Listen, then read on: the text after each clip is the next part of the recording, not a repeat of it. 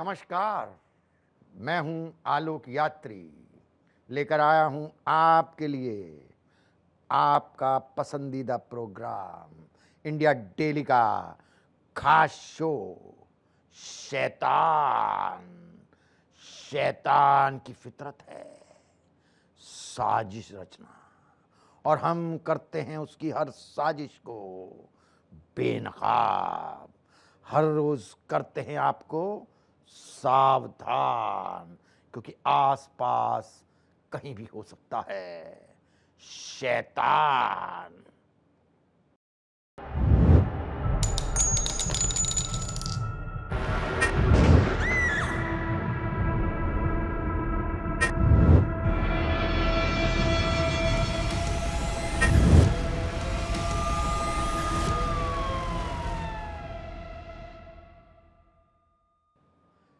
Software engineer निकला ऐसा शैतान, पत्नी को किया बॉस के हवाले।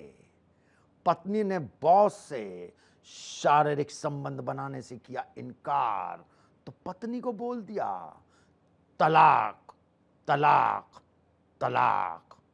कलयुगी शौहर की करतूत है हैरान करने वाली।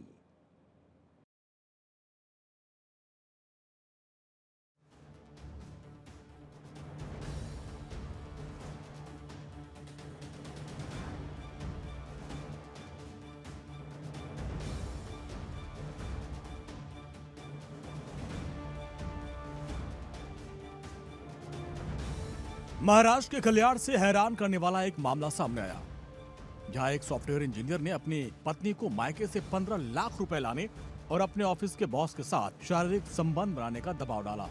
बताया जा रहा है कि पत्नी ने जब इससे इनकार कर दिया तो पति ने अपनी पत्नी की जमकर पिटाई कर दी और 3 बार तलाक कहकर घर से बाहर निकाल दिया। पीड़िता छत्रपति संभाजी नगर की रहने वाली है और उसकी शादी इसी साल जनवरी में कल्याण के एक हाई प्रोफाइल इलाके में रहने वाले सॉफ्टवेयर इंजीनियर से हुई थी।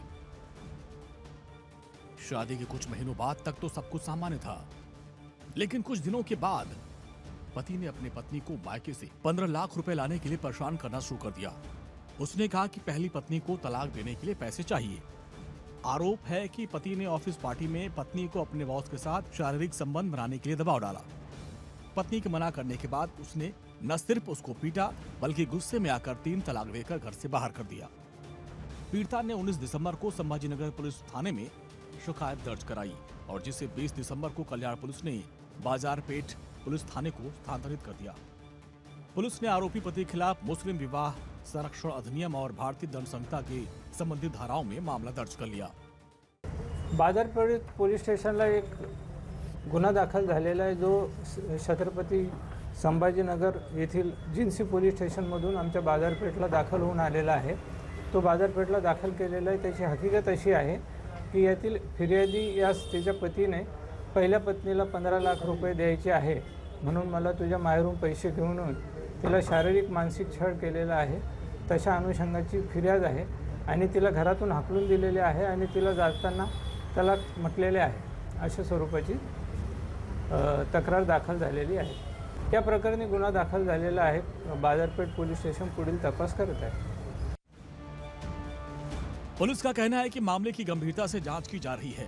स्थानीय लोगों में इस बात को लेकर नाराजगी है और आरोपी खिलाफ कठोर कार्रवाई की मांग की जा रही है। लोगों का कहना है कि समाज में ऐसे शैतानों के लिए कोई जगह नहीं है। Bureau report, India daily.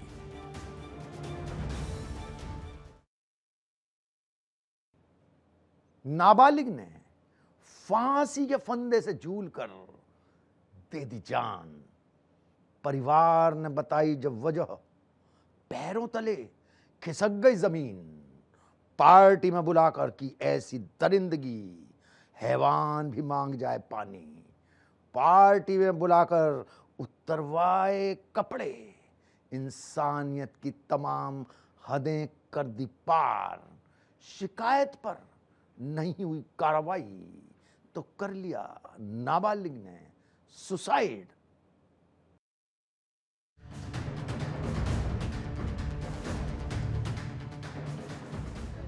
नाबालिग लड़का मारा। यूपी के बस्ती में दिल दहला देने वाला एक मामला सामने आया। 17 साल के लड़के ने फांसी लगाकर आत्महत्या कर ली, जिसके बाद परिवार ने जो बातें बताई उसे सुनकर पैरों तले जमीन खिसक गई। परिवार ने आरोप लगाया कि नाबालिग को एक बर्थडे पार्टी में बुलाया गया और जहां पहले उसके कपड़े उतारे गए और फिर जमकर पीटा गया। आरोपों के मुताबिक शैतानों ने इसका वीडियो बनाया और वायरल करने की धमकी दी, जिसके बाद नाबालिग ने भी हिम्मत दिखाई और पुलिस से शिकायत की, लेकिन कार्रवाई न होने से आहत होकर आखिरकार युवक ने आत्महत्या कर ली। नाबालिग लड़का मारा। जानकारी के मुताबिक नाबालिग संत कबीर नगर का रहने वाला था, लेकिन वो अपने मामा के घर बस्ती में रहता था, जहां उसे 20 और 21 दिसंबर की दरमियानी रात को गांव के ही एक युवक ने बर्थडे पार्टी के लिए बुलाया, जहां पर 4 लोग मौजूद थे जिन्होंने उसके साथ घिनौना काम किया।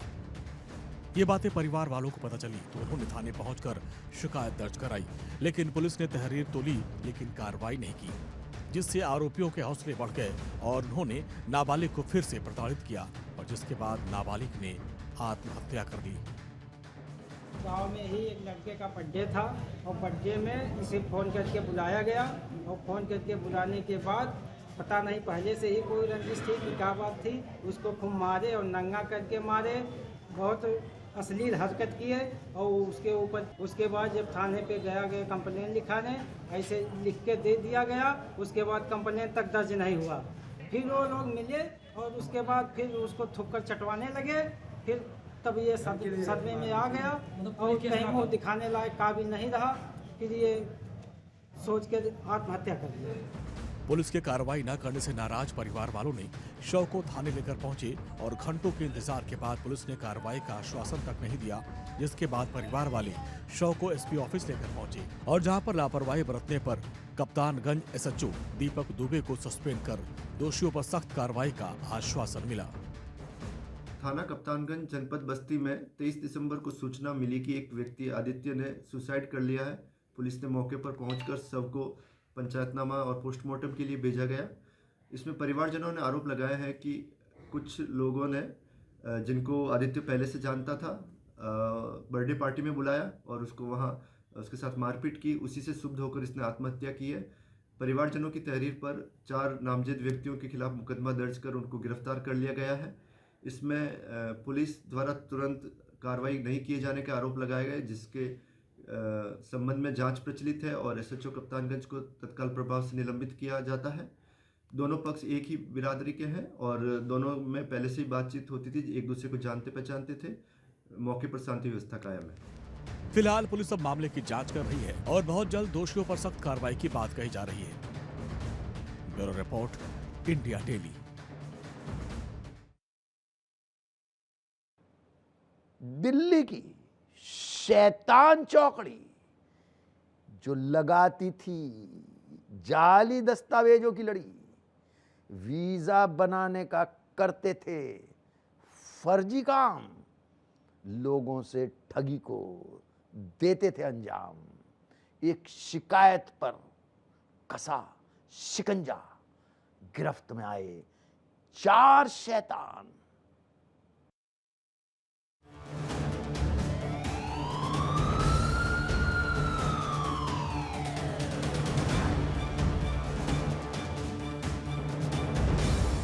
दिल्ली की चाणक्यपुरी पुलिस ने एक जाली वीजा रैकेट का पर्दाफाश कर गिरोह के 4 सदस्यों को गिरफ्तार किया।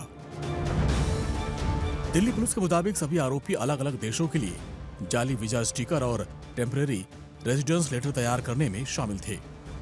इन शैतानों की गिरफ्तारी के बाद पुलिस ने 25 पासपोर्ट, 50 जाली वीजा स्टिकर, 5 अस्थायी निवास प्रमाण पत्र, 14 rubber stamp, seal, 4 mobile phone और 2 पेन ड्राइव जब्त किया है। जाली दस्तावेजों को तैयार करने के लिए यूवी लाइट मशीन, खाली स्टिकर पेपर, रबर स्टैंप और सील शामिल हैं। इन्हें भी दिल्ली पुलिस ने जब्त कर लिया है। आउटर डिस्ट्रिक्ट में एक पुलिस स्टेशन है निहाल विहार, वहाँ से हमने एक यूनिट को बस्ट किया है, जिसके अंदर हमें लैपटॉप, प्रिंटर, लगभग 50 के लगभग वीज़ा स्टिकर और कुछ प्रिंटेड कुछ नॉन प्रिंटेड और पेन ड्राइव, जिसके अंदर लगभग 400-500 और वीज़ा उनके बने हुए हैं जो मिले हैं। उसके अलावा हमें कई स्टिकर्स भी मिले हैं, कई जिन पे रिफ्लेक्टिव टेप लगती है वो चीज़ें भी उनके पास से मिली हुई हैं। और बाकी की भी हम इन्वेस्टिगेशन उसके अंदर कर रहे हैं। लेकिन ये फर्स्ट टाइम है जब हमने एक यूनिट को बस्ट करते हुए, और इसमें कई कंट्रीज़ के वीज़ा जो इन्होंने Colombia, Brazil, UK, Canada, Germany, हर कंट्री के वीज़ा इनके कंप्यूटर के अंदर मिले हैं 400-500 की संख्या में। तो ये लोगों को वीज़ा लगा के डुप्लीकेट तरीके से और आउट ऑफ कंट्री विदेश भेजने का काम करते हैं। इसके अंदर अभी तक 4 लोगों की हमने गिरफ्तारी कर ली है और बाकी के और लोग हमारे अंदर इसके अंदर वांटेड हैं। दरअसल 16 दिसंबर को लखवीर सिंह नाम के एक शख्स ने चाणक्यपुरी पुलिस स्टेशन पर एक शिकायत दर्ज कराई। उसने बताया कि वो और उसके 4 दोस्त सोशल मीडिया के जरिए रणवीर नाम के एक व्यक्ति से मिले, जिसने 4 लाख रुपए प्रति व्यक्ति के हिसाब से जर्मनी का वीजा दिलाने का वादा किया। रणवीर ने उन्हें परमजीत सिंह का मैक्सिकन नंबर, जो लॉगिन व्हाट्सएप नंबर था, दिया। अगस्त 2024 में 5 दोस्तों ने परमजीत सिंह से मुलाकात की। परमजीत ने सभी से पासपोर्ट और प्रति व्यक्ति के हिसाब से 20,000 रुपए टोकन मनी लिया। इसके बाद दूसरी बार प्रति व्यक्ति 1 लाख रुपए के हिसाब से 5 लाख रुपए लिए। फिर तीसरी बार एक और किश्त ली। 1 दिसंबर को परमजीत सिंह ने एक वीजा की फोटोकॉपी भेजी और कहा कि ये वीजा मिल गया, बाकी के वीजा बहुत जल्द मिल जाएंगे। जो एक वीजा मिला था उसकी जांच की गई तो पता चला ये फर्जी है, जिसके बाद इन 5 दोस्तों को ठगी का पता चला। पुलिस स्टेशन में वॉक इन में 5 लड़के आए थे। उन्होंने एक कंप्लेंट दी कि उनको फेक वीज़ा प्रोवाइड किया गया। इन्होंने एक एडवर्टाइजमेंट देखा था इंस्टाग्राम पे। इंस्टाग्राम से उनको एक नंबर मिला जो मैक्सिको का नंबर था। उस मैक्सिको के नंबर पे कांटेक्ट करने के बाद में उनसे 20-20 हज़ार रुपये अकाउंट ट्रांसफ़र और 1-1 लाख रुपए कैश लिया गया, इसलिए कि आपको वीज़ा हम दे देंगे। टोटल 40 लाख में इनकी डील की गई। ये हमारे पास पुलिस स्टेशन में आए, वीज़ा को वेरीफाई किया गया। उसके बाद में पुलिस ने एक ट्रैप लगाया और बाकी के बचे हुए वीज़ा और आदमी को बुलाया गया। उस ट्रैप में हमने सबसे पहले परमजीत को पकड़ा, जो वीज़ा देने के लिए आया था। परमजीत से जब आगे पूछा गया तो उसने बताया कि उनको ये वीज़ा गुरुद्वारे के पास में एक बंदा आया था 3 व्हीलर पे, जो दे के गया था। 16 दिसंबर को परमजीत सिंह ने 5 को वीजा लेने और बाकी पैसे देने के लिए बुलाया। उसी दिन लखवीर सिंह ने पुलिस को शिकायत की, जिसके बाद पुलिस ने आरोपी परमजीत सिंह को कुवैत दूतावास के पास से गिरफ्तार कर लिया और 3 आरोपियों को भी गिरफ्तार किया है। परमजीत सिंह है, 25 साल की उम्र है। इन्होंने BBA किया है। और उसके अलावा तजेंद्र सिंह है, ये 51 ईयर ओल्ड हैं और ये इनके ऊपर भी केसेस हैं। और NBW भी है परमजीत का क्राइम से केस रजिस्टर हुआ था, जिसके अंदर उनका NBW भी है, तो वो अभी उससे भागे हुए थे। एक सुनील कुमार सूद हैं, जिन्होंने भी BCom किया हुआ है और 2003 में भी वीज़ा फ्रॉड केस में ये पकड़े गए थे। और इनके अलावा उदयपाल सिंह है, जो अपने यहाँ पे प्रिंटिंग यूनिट लगा रखी थी, जो प्रिंटिंग करता है। इनका भी ये प्रिंटिंग एंड टाइपिंग का इन्होंने कोर्स 2004 में किया था। इसकी अभी हम इन्वेस्टिगेशन नहीं कर रहे हैं, अभी हमें पासपोर्ट ही मिले हैं इसके। अभी कल ही इनके पासपोर्ट मिले हैं, तो इसकी इन्वेस्टिगेशन जैसे आगे होगी हम आपको इसके बारे में जरूर सूचित करेंगे। पुलिस आरोपियों से पूछताछ कर रही है और ये जानने की कोशिश कर रही है कि इन लोगों ने अब तक कितने लोगों को जाली वीजा बनाकर दिया है और कितनों को ठगा है। इस रैकेट में कितने और शैतान शामिल हैं। Bureau report, India daily. Cyber ठगी का फैला है जाल, जिन्हें नए नए सिम कार्ड की हर दिन रहती है दरकार। एक गिरोह पुलिस ने पकड़ा है ऐसा, जिसने सिम कार्ड सप्लाई का बना रखा है धंधा। मिले 5,000 सिम कार्ड, हुआ बड़ा पर्दाफाश।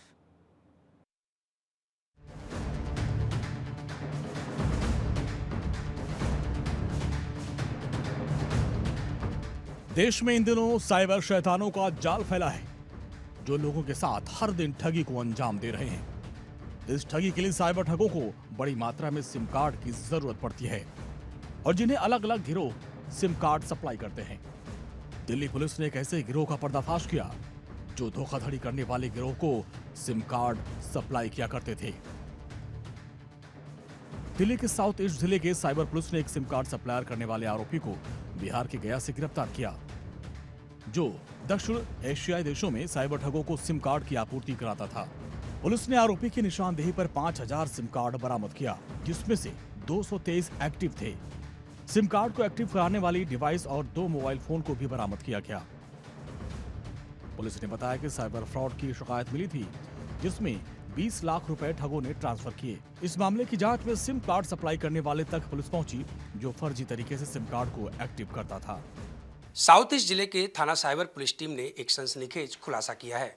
20 लाख ऑनलाइन ठगी का शिकायत मिलता है, जिस पर जांच करने के बाद एक ऐसे व्यक्ति हाथ लगता है जो ऑनलाइन अंतर्राष्ट्रीय ठगी में सिम का सप्लाई करता था। इसी पर ज़्यादा बातचीत करने के लिए मेरे साथ साउथ ईस्ट के एडिशनल डीसीपी इंदौरा जी मौजूद हैं। मैं इनसे बात करूंगा। सर, ये जो पूरा मामला है, जो गिरोह का खुलासा हुआ है 20 लाख की ठगी के दौरान, क्या पूरा मामला था, किस तरह से गिरफ्तारी हुई? इसमें जो हमारा मेन अक्यूज़्ड है उसका नाम अनुज कुमार है और इसकी हमें 20 लाख रुपए ठगी की एक कंप्लेंट मिली थी। तो उसको पकड़ते हुए ढूंढते हुए हम लोग पहुंचे बिहार जहानाबाद। तो वहाँ पर हमें पता चला कि जो ये लोग जो अनुज कुमार है और इसके अभी तक जो एसोसिएट है वो सामने नहीं आ रहे हैं, लेकिन ये लोग करते थे सिम मेला। तो ये लोग गांव-गांव जाके क्या करते थे, सिम कार्ड इशू करवाते थे लोगों को। तो उसके तहत हमें 5000 सिम मिले हैं, जिसमें 3400 सिम एयरटेल के हैं और 1600 सिम वोडाफोन के हैं। तो इन्होंने जो 20 लाख रुपए हमने ठगी करी थी इन्होंने हमारे जो कंप्लेनेंट से, वो भी हमने फ्रीज़ करवाए हुए इनके अकाउंट में। जिस सिम से ठगी को अंजाम दिया गया, उस महिला के पास पुलिस पहुंची तो उसने बताया कि उसके गांव में सिम मेला लगा था और उसी से उसने सिम लिया था। जिसके बाद नए फ्रॉड का उसे पता चला और सिम मेला लगाने वाले की तलाश के बाद उस गिरोह को पकड़ा गया। ये सिम कंपनी से सिम का जो एक्टिविटी रहती है वो नॉर्मल जैसे रूटीन में होती है उस तरह से करवाते थे ये लोग। और इनके पास सिम एक्टिवेशन मशीन भी थी, 2 सिम एक्टिवेशन मशीन भी मिली है उसमें। इनके पास 25 मोबाइल फ़ोन मिले हैं जिनको इस तक के तरह की गतिविधियों में यूज़ करते थे। और इनके सब कुछ लगा के मेरे को लगता है कि इनका 12 मुकदमों में इनका कनेक्शन है कहीं ना कहीं, जो अनुज कुमार है हमारा जो मेन अक्यूज़ड है। और टोटल अमाउंट जो हमें पता लग रहा है इसमें 60-70 लाख के इसने ठगी उन 12 मुकदमों में और करी हुई है। जो अभी तक सामने देखने को मिला है उसमें ये लोग आम आदमी का आधार कार्ड लेकर यूज़ करते थे। ये लोग जैसे आप लोग गांव में चले गए हैं तो किसी भी 10 आदमी का आज इन्होंने सिम कार्ड बांट दिया तो उनका आधार कार्ड उन्होंने ले लिया। अब सिम कार्ड उनके नाम पे चल रहा है लेकिन इनके पास भी उनका वो डुप्लीकेट सिम है। तो उसका फ़ोन जब यूज़ करा, जो हमें पता लगा, उसकी हमें लोकेशन फिर इवेंचुअली हमें जहानाबाद बिहार में मिल गई। तो इस तरह से इनका मोडस ऑपरेंडी रहता था। ये लोगों को, आम लोगों का आधार कार्ड लेके वो सिम कार्ड यूज़ करते रहते थे अपने क्राइम में। साइबर एक्सपर्ट की माने तो सिम खरीदने में सावधानी बरतनी चाहिए और इस तरह के अनऑथराइज्ड जगह से सिम नहीं खरीदना चाहिए, नहीं तो आपके नाम पर भी फर्जी सिम कार्ड इशू किया जा सकता है, जिससे फ्रॉड को अंजाम दिया जा सकता है। ये जो सिम कार्ड्स होते हैं, ये इश्यू होते कैसे? अभी इनके बारे में समझते हैं। कभी भी अगर हम एक सिम कार्ड इश्यू कराने जाते हैं, तो हमारे पास बेसिकली केवाईसी कराया जाता है और अगर वो केवाईसी हम एक ऑथेंटिक सोर्सेज़ से करें, ऑथेंटिक सोर्स मतलब जब हम नंबर इश्यू कराने जाते हैं, तो एयरटेल के सर्विस सेंटर से, वोडाफ़ोन के सर्विस सेंटर से या फिर जियो या जिसका भी हम इश्यू कराने वहाँ से अगर हम करते हैं, तो ऑथेंटिक होता है। लेकिन कई बार कई लोगों का आपने देखा होगा जो रोड के बाहर कई बार ऐसे लोग होते हैं जो बूथ लगाकर बैठे होते हैं, जहाँ पर आपको एक ऑफर दिया जाता है, आप सिम 199 या 99 रुपीज़ में या 50 रुपीज़ में आपको सिम इश्यू कर दिया जाता है और कुछ बहुत ही हाई टॉक टाइम या डेटा के साथ। तो कई बार लोग इस तरह के लालच में आ जाते हैं और रोड साइड से सिम परचेज कर लेते हैं। अब वहाँ पे आपको मिलता एक सिम है, लेकिन वो आपके नाम से ही मल्टीपल सिम वहाँ पर इश्यू कर देते हैं और उन्हीं सिम्स को यूज़ किया जाता है साइबर फ्रॉड के अंदर। साइबर ठगों का जाल जितनी तेजी से आगे बढ़ रहा है, उससे सावधानी बरतनी बेहद जरूरी है, नहीं तो साइबर शैतान आपके दस्तावेजों का गलत इस्तेमाल तो कर लेंगे, आपको मुसीबत में डाल देंगे। Bureau report, India daily. हमारे इस शो में आज बस इतना ही। अगली मुलाकात तक आप रहिए सावधान, क्योंकि आसपास कहीं भी हो सकता है शैतान।